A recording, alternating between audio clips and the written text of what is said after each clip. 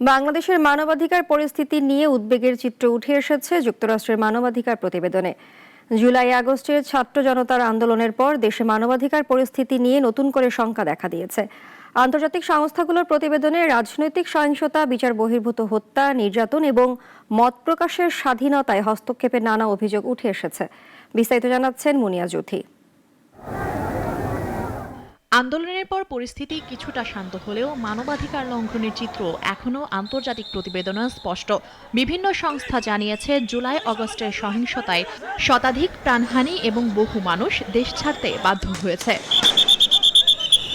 প্রতিবেদনে বলা হয়, আইন শৃঙ্খলা বাহিনীর হাতে বিচার বহির্ভূত হত্যা ও নির্যাতনের অভিযোগ অব্যাহত রয়েছে। বিশেষ করে ছাত্র আন্দোলনের সময় আটককৃতদের অনেকেই এখনও আইনি সহায়তা পাননি বলে অভিযোগ।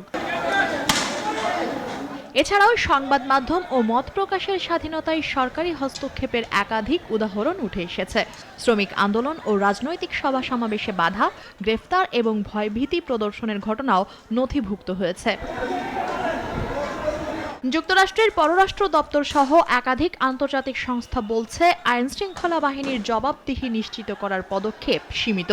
এতে দায়মুক্তির সংস্কৃতি আরও প্রাতিষ্ঠানিক রূপ নিচ্ছে বলে তারা উল্লেখ করেছে। প্রতিবেদনে আহ্বান জানানো হয়েছে, আন্তর্জাতিক মানদণ্ডে স্বাধীন তদন্ত ও বিচার প্রক্রিয়া নিশ্চিত করতে হবে।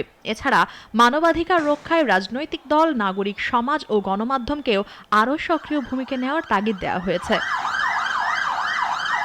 মুনিয়া জ্যোতি, নাগরিক, ঢাকা।